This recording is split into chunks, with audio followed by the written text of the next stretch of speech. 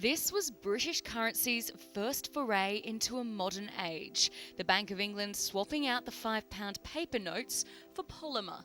The main debate in the lead up to their launch was over which iconic figure should appear on the note design. In the end, Winston Churchill. So no one was prepared for another debate once they entered circulation, this time about what was inside the notes. Well, I found out there was tallow in the notes, which means parts of cow, and obviously I wasn't happy about that because I choose not to handle parts of cow. Doug Moore is a vegan. Upon finding out the new £5 note contained tallow, he started a petition to get the Bank of England to remove the substance from the polymer notes. It now has over 130,000 signatures, and it's not just vegans who are outraged, but Hindu groups and other religious groups as well. They need scrapping and we need new notes putting in. I've been trying to get a hold of the Bank of England to arrange a meeting with them. I mean, they're in breach of my human rights for one thing, and religious groups too. We have a right to have our beliefs taken account of, and they're not doing that.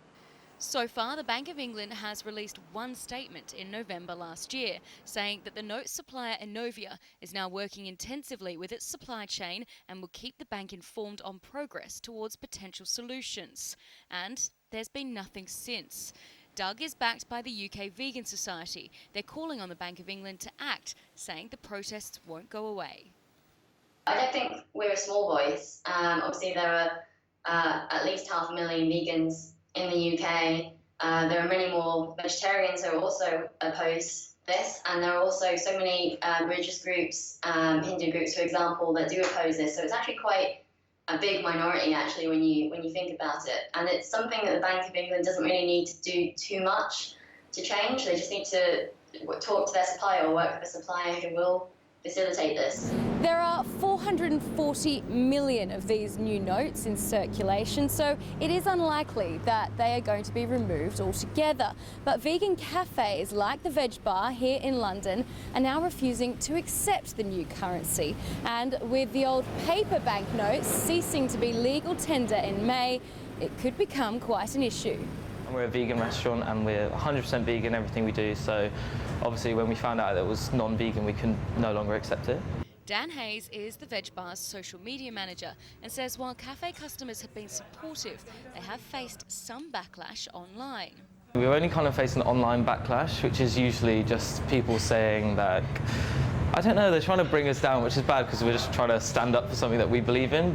So what is the Bank of England's responsibility? We asked Justin Urquhart-Stewart, director and co-founder of Seven Investment Management.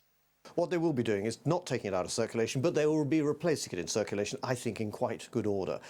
Because, frankly, it's not worth actually having a currency which some members of society may say, I'm not going to be touching £5 notes. Outside the UK, there's a total of 24 countries using some form of polymer currency, most of which come from the same supplier, Inovia Security. And the recent admission by the Bank of England has put the spotlight on others. The Bank of Canada also confirming their notes too contain extremely small amounts of tallow. I can choose not to handle food and clothing that contains animals, and indeed in law, any clothing that contains animals has to say so in the UK by law. Now, these notes don't say it. I can't write on a cash dispenser, please issue me vegan-only notes.